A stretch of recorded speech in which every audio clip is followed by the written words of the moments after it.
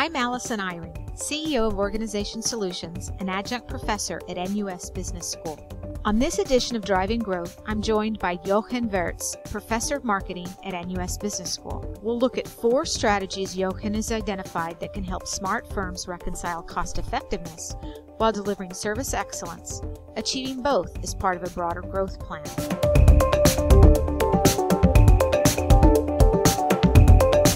Jochen, you've done research on cost-effective service excellence.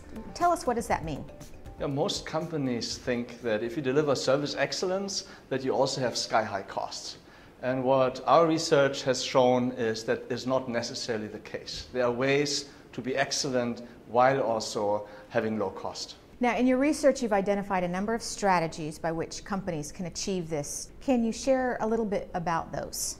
There are 2 key strategies. There are the big picture strategies, and one is what I call dual culture, that's delivering cost-effective service excellence, and the other is what we call the focused service factory, so being really focused on one segment, one industry, one process.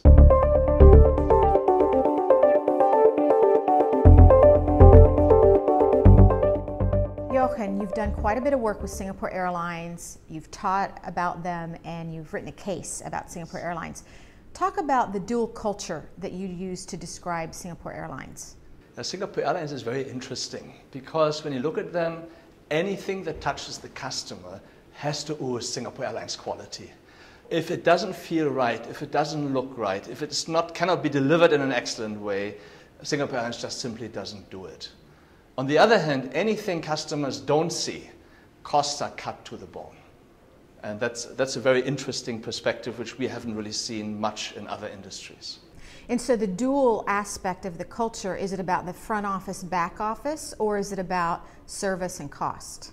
It's really front office, back office. They're very, very clear about what happens in in-flight service. And there they spend a lot of money on training, on staff, on fantastic products and aircrafts. They're very clear about this. They want to be the leader as far as their passengers are concerned. But anything is not seen is really, the focus is really productivity, efficiency, and reducing cost. And you can see whether it is dealing with suppliers, whether it is relentlessly weeding out duplication and wastage, whether it is automating processes, cutting work. Singapore Airlines really focuses a lot on that. So tell me, how does a company like Singapore Airlines deal with this dual culture that is driving them in different ways? They are very clear in their communications and training for their employees. So excellence is really needed. Why? Because it's a very tough industry, and the only way to truly make money in the full service airline business is that you get loyalty of business travelers. So people who pay full fare tickets, whether it's economy class, business class, or first class. So how do you get that as excellence and you build loyalty? On the other hand, it's a hyper-competitive industry. So it is revenue minus costs. So the other part of the equation is really cost, and Singapore Airlines understands to be profitable, it has to have rock bottom cost. So this is communicated very clearly in all training and all internal communications, and importantly to that, the incentive systems follow that and reinforce that. What evidence is there that this dual culture works? The financials. I mean, you look at Singapore Airlines, on one hand, they are the most awarded airline. So you can argue, are they the best or not? But they're clearly up there. They have the most awards of any airline.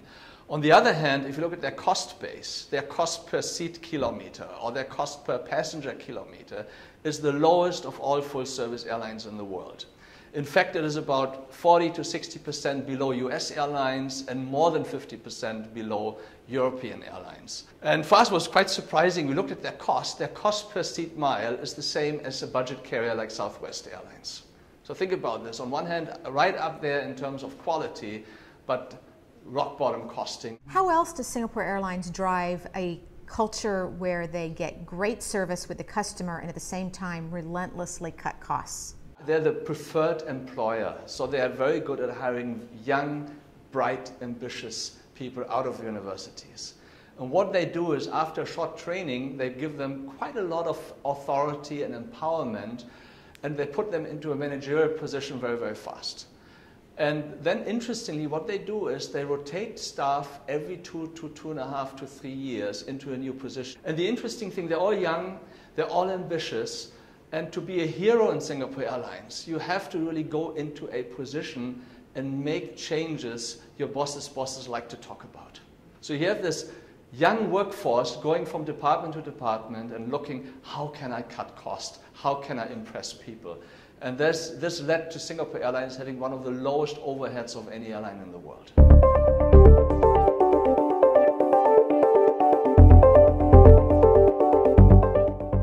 Jochen, another strategy that you've written about is industrialized service, or what you call a focused service factory. What does that mean? It's interesting. I mean, instead of offering a lot of different services with a lot of options to a wide range of customer segments, what these companies do, they pick a particular service or solution, tailor it to the needs of a specific segment, and then they design processes, systems, tools, machines to deliver this solution consistently at very low cost to this target segment. So it's all about a very narrow focus and then almost building the processes around there to deliver and to cut cost. Now, what would be an organization that utilizes that strategy? One of the companies we looked at is the Narayana Hridayalaya Hospital in Bangalore, which is the largest open heart surgery in the world. They've done over 50,000 surgeries, and the interesting thing is they industrialized a highly complex procedure like open heart surgery. So they've designed the entire hospital around that surgery, and the outcome is that they not only have far above US success rates, so their quality is really, really high, but their costs are a fraction of what you would pay in Singapore or in the US. To give you an example, a triple bypass open heart surgery at the Narayana Hospital is $1,400 to $1,800 US, whereas that can be over 100,000 in the US. So again, very high quality at rock bottom costs. Now, in a factory with robots, a robot can do the same thing over and over, and if you maintain it, it's fine.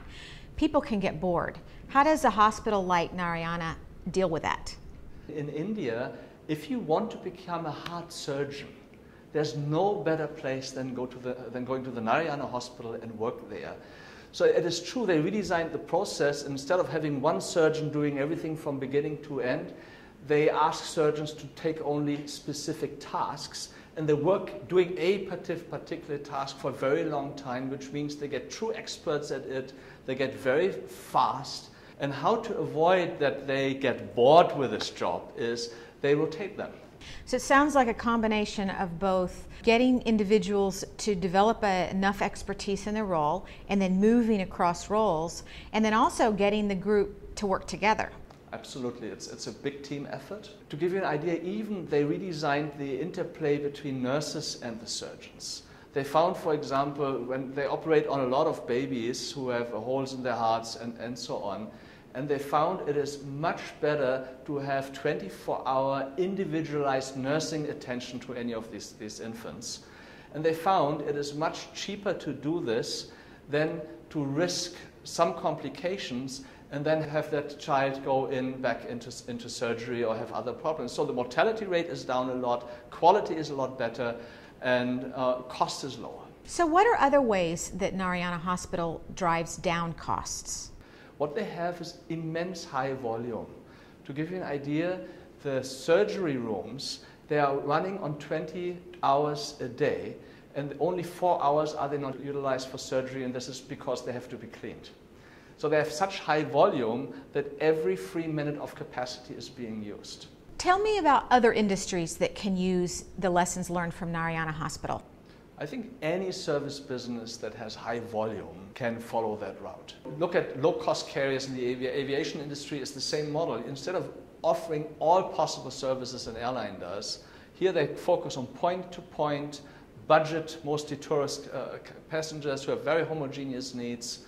And that's all they do, and that allows them to run with a much leaner operation than a full-service carrier. So it sounds like one of the benefits of that is that it takes less time for an employee to get up to speed with what's required, and the organization builds more capabilities to repeat a service. The downside is that it needs a high volume. So how does an organization ensure that it has those volumes? Basically, you have to look at the market. Is the market ready? Are there a lot of full-service providers that are relatively unfocused? Can you then target a specific segment? What you do is, instead of trying to offer everything to everyone, you think about which unique needs are in there where I could really tailor a solution and deliver that at very high quality and low cost. Jochen, you're describing organizations that are very focused, that are very niche, that do one thing very well, high volumes. Is that organization more or less adaptable to changes in the environment? It depends a bit on what service you're focusing on. So if you do open heart surgery, will there be a need for open heart surgery tomorrow or in 10 years or in 50 years? Most likely yes. So the basic service will need to be provided. There will be, of course, innovation in open heart surgery. So I'm asking you, who do you think is better at picking up innovation, driving process innovation? Will it be the specialist focusing only on open heart surgery or the general hospital? And my argument is that innovation and change for this particular purpose would more easily come from someone like Narayana Hospital than for a broad-based comprehensive hospital. So that would suggest that it's important for that culture to not only execute very well, but to see that an important part of their job is learning and innovating and creating more advanced services. You're right in a sense that it will be virtually impossible to take a specialized service factory and make it now deliver something completely different. So in that sense, the flexibility is gone. Whereas a broad-based company is very easy. This market is doing really, really well, so they invest there. Another market may be in the decline, so they de-emphasize this. So in that sense, they have a portfolio of things they can work on. And a focused service factory does not have that luxury, but they are very keenly focused on what they are doing and doing well. And if that is based on something where there's a continuous need, they will be in business and they will be doing well. In part 2 of our conversation, we'll explore 2 technology-based strategies for growth leaders to deliver cost-effective service excellence.